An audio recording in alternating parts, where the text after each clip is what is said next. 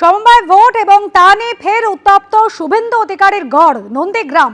আজ রানীচক সমবায় সমিতি নির্বাচন এবং তার আগে গতকাল রাতে সংঘর্ষের ঘটনা ঘটল।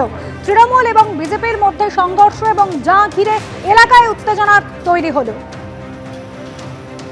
বচসা থেকে হাতাহাতি, মারপিট, সংঘর্ষে জখম হয়েছেন উভয় পক্ষেরই বেশ কয়েকজন।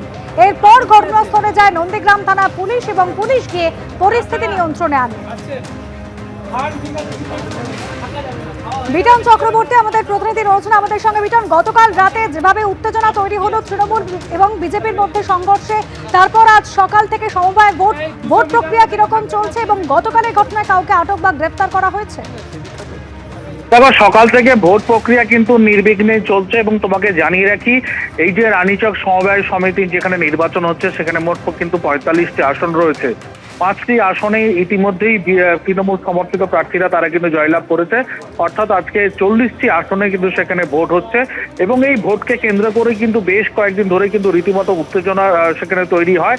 এবং গতকাল রাত্রিবেলা যেটা অভিযোগ যে বেশ কিছু তৃণমূল কর্মী সমর্থক তার একটি পাড়াতে যায় এবং সেখানে গিয়ে দুপক্ষের মধ্যে বচসা বাঁধে এবং সেই বচসা থেকে হাতাহাতি মারপিটের মতন জায়গায় যায় এবং পুলিশ সূত্রে যেটা জানতে পেরেছি যে দুপক্ষের মধ্যে অন্তত বেশ কয়েকজন আহত তারা হয়েছেন। এবং গতকাল রাত্রিবেলা এই ঘটনার পর কিন্তু পূর্ব মেদিনীপুর জেলা পুলিশের তরফে রীতিমতো কড়া নিরাপত্তায় আজকে সকাল থেকে অর্থাৎ বেলা 10টা থেকে কিন্তু ভোট গ্রহণ পর্ব শুরু হয়েছে এবং বিভিন্ন জায়গাতে যেরকম ভাবে র্যাপিড ফোর্স মোতায়েন করা হয়ে রয়েছে, একই রকম ভাবে কিন্তু হলদিয়ার এসডিপি সহ নন্দীগ্রাম থানার আইসি সহ বিশাল পুলিশ বাহিনীও কিন্তু এলাকাতে রয়েছে। এখন দেখার বিষয় যে দুপুর 2টো পর্যন্ত এই ভোট পর্ব চলবে এবং সেই ভোট পর্ব চলাকালীন কতটা শান্তিতে ভোট হয় সেটাই কিন্তু সব থেকে এখন দেখার বিষয়।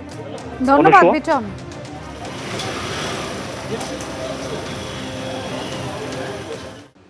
এসআইআর শুনানির পরও ইসিআই নেট পোর্টালে নথি আপডেট না হওয়ার অভিযোগ উঠেছে, আর এতেই নির্বাচন কমিশনের অনুমোদন প্রক্রিয়া ব্যাহত হওয়ার আশঙ্কা তৈরি হয়েছে।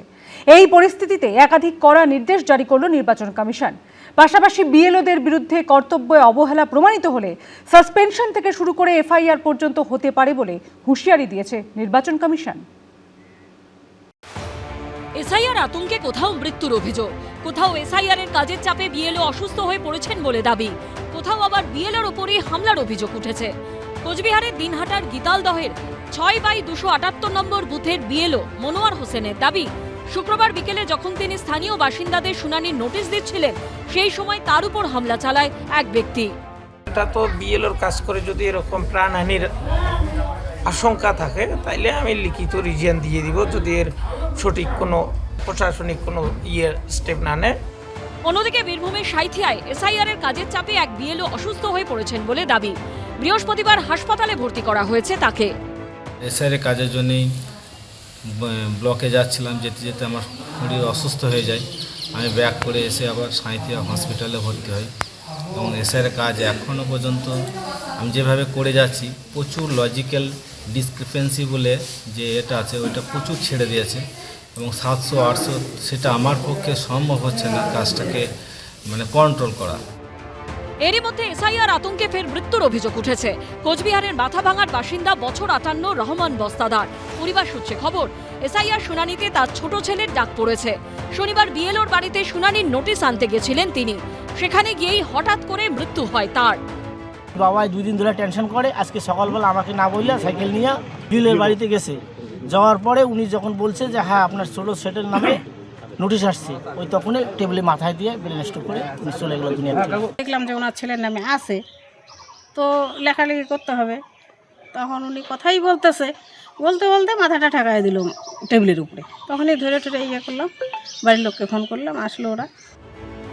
এদিকে এরই মধ্যে এসআইআর শুনানির পরেও ইসিআই নেট পোর্টালে নথি আপডেট না হওয়ার অভিযোগ উঠেছে।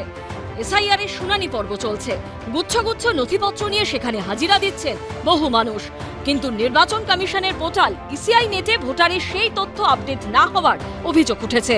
আর এতে নির্বাচন কমিশনের অনুমোদন প্রক্রিয়া অর্থাৎ কার নাম চূড়ান্ত ভোটার তালিকায় থাকবে আর কার থাকবে না সেই কাজ ব্যাহত হওয়ার আশঙ্কা তৈরি হয়েছে।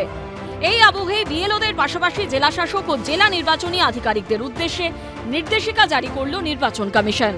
মুখ্য নির্বাচনী আধিকারিকের জারি করা নির্দেশিকায় উল্লেখ করা হয়েছে শুনানির দিনেই হিয়ারিং হেল্ড কলামে রিপোর্ট আপলোড করতে হবে। আনম্যাপড ও লজিক্যাল ডিসক্রিপেন্সি সংক্রান্ত যাবতীয় নথি রোজ আপলোড করতে হবে। এই সংক্রান্ত কোনো কাজ বাকি থাকলে তা 26শে জানুয়ারি সোমবারের মধ্যে শেষ করতে হবে। যাচাই প্রক্রিয়া সম্পূর্ণ হওয়ার সঙ্গে সঙ্গে নিষ্পত্তির নির্দেশ জারি করতে হবে। বিএলওরা সরকারের কর্মচারী, সরকার কাজ দিয়েছে, তার জন্য অধিক টাকা দেওয়া হয়েছে, বেতন দেওয়া হয়েছে। সারা ভারতবর্ষের কর্মচারীরা কাজ করতে পারে না, নির্বাচন কমিশন এনারা কেন করবেন না? সেন্সাস হলে কারা করে, বা নির্বাচনের কাজ কারা করে, ভোটার লিস্ট থেকে আরম্ভ করে সব ওনারাই করেন। তো তারা যদি কোনো পার্টির প্রভাবে এসে কাজে অবহেলনা করেন, তো তার বিরুদ্ধে সরকারি স্টেপ তো আসবেই, তার অবশ্যই হওয়া উচিত। গলতটা স্বীকার করছে না ইলেকশন কমিশন যে হ্যাঁ আমার এই প্রক্রিয়া, এই অ্যাপটাকে আপডেট করতে হবে, ঠিক করতে হবে, পুরো ঠেলে দিচ্ছে, অস্বীকার করছে। মানুষের অসুস্থতা এবং তাদের মৃত্যু যেমন অস্বীকার করলো, এসআইআরের মাধ্যমে যে আতঙ্ক হচ্ছে সেটাকে অস্বীকার করলো, সুপ্রিম কোর্টের রায়গুলোকে পুরোপুরি না মানা, এইভাবে আমরা দেখছি কাজটা। পাশাপাশি বিএলওদের বিরুদ্ধে শৃঙ্খলামূলক ব্যবস্থা নেবার হুঁশিয়ারিও দিয়েছে নির্বাচন কমিশন, যেখানে বলা হয়েছে কর্তব্যে অবহেলা প্রমাণিত হলে বিএলওদের সাসপেনশন থেকে শুরু করে তাদের বিরুদ্ধে এফআইআর পর্যন্ত হতে পারে। ভোটার তালিকার নির্ভুলতা ক্ষুণ্ণ করা বা কোনো রকম অসৎ আচরণ করলে কড়া ব্যবস্থা নেওয়া হবে। সেক্ষেত্রে জেলা নির্বাচন আধিকারিক বা ডিইও প্রথমে অভিযুক্ত বিএলওকে সাসপেন্ড করতে পারবেন। রুমা পাল, কৃষ্ণেন্দু অধিকারী ও রঞ্জিত সাউবের রিপোর্ট, এবিপি আনন্দ। মহারাষ্ট্রে জেলা পরিষদের ভোটে লড়েছেন বিজেপির টিকিটে। সেখানকার ভোটার তালিকায় জলজল করছে নাম। তিনিই আবার বীরভূমেরও ভোটার, ফিল আপ করেছেন এসআইআর এর ফর্ম। এমনকি ডাক পেয়েছেন শুনানিতেও। উজ্জ্বলা আপ্পা বুরুঙ্গালেকে নিয়ে বঙ্গ রাজনীতিতে শুরু হয়েছে বিতর্ক। সদ্য বিজেপির টিকিটে ভোটে লড়েছেন মহারাষ্ট্রে, নাম রয়েছে সে রাজ্যের ভোটার তালিকায়। আবার পশ্চিমবঙ্গের ভোটার তালিকাতেও রয়েছে নাম উজ্জ্বলা আপ্পা বুরুঙ্গালে। এসআইআর আবহে এই মহিলাকে নিয়েই তৈরি হয়েছে বিতর্ক। বর্তমানে মহারাষ্ট্রের নাসিকের বাসিন্দা উজ্জ্বলা আপ্পা বুরুঙ্গালে সম্প্রতি মহারাষ্ট্রের জেলা পরিষদ থেকে বিজেপির প্রার্থী হিসাবে প্রতিদ্বন্দ্বিতা করেছেন। কিন্তু দেশের দুই রাজ্যে ভোটার তালিকায় নাম থাকায় এসআইআর এর শুনানিতেও ডাক পেয়েছেন। আমরা কিছু ত্রুটি পাই, সেই অনুযায়ী ওনার হিয়ারিং হয় এবং উনি হিয়ারিংয়ে এসেছিলেন। বীরভূমের দুবরাজপুর পুরসভার 12 নম্বর ওয়ার্ডের 194 নম্বর বুথের ভোটার উজ্জ্বলা আপ্পা বুরুঙ্গালে 2025-এর ভোটার তালিকাতে নাম রয়েছে তার। এমনকি রাজ্যে এসআইআর পর্বে এনুমারেশন ফর্ম ফিল আপ করে জমাও দিয়েছেন। এরপরও অবশ্য শুনানিতে ডাক পান তিনি।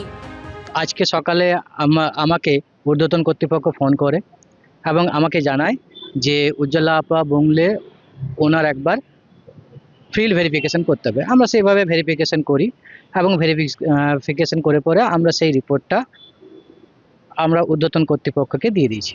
কিন্তু পশ্চিমবঙ্গের ভোটার তালিকা থেকে নাম না কাটিয়ে কিভাবে মহারাষ্ট্রের ভোটার হয়ে গেলেন উজ্জ্বলা আপ্পা বুরুঙ্গালে? এইভাবেই তো ওরা লুকিয়ে চুরিয়ে, বাংলায় ওদের ভোটার নেই, বাংলায় ওদের কর্মী নেই, বাংলায় সমর্থন নেই, বাংলার মানুষ ওদের গণশত্রু ভাবেন, অন্য রাজ্যের লোকের নাম কায়দা করে এখানকার ভোটার লিস্টে ঢুকিয়ে দিয়ে ওরা এই চক্রান্তটা করছে। তো সেগুলো সব ফাঁস হয়ে যাচ্ছে। ওরা অনুপ্রবেশকারী বলেছে। আমি স্পষ্ট করে জানিয়ে দিই, হিন্দু কখনো অনুপ্রবেশকারী হয় না। 2 নম্বর বিষয় হচ্ছে, যদি তৃণমূলের অভিযোগ সত্য থাকে, তৃণমূলের অভিযোগের পেছনে যদি কাগজপত্র থাকে, তাহলে ইলেকশন কমিশনে কেন আবেদন করছে না? এসআইআর পর্ব যত এগোচ্ছে তত সামনে আসছে নিত্য নতুন বিষয়। ভাস্কর মুখোপাধ্যায়, কৃষ্ণেন্দু অধিকারী ও শিবাশিস মৌলিকের রিপোর্ট, এবিপি আনন্দ। এবিপি আনন্দ, এগিয়ে থাকে, এগিয়ে রাখে।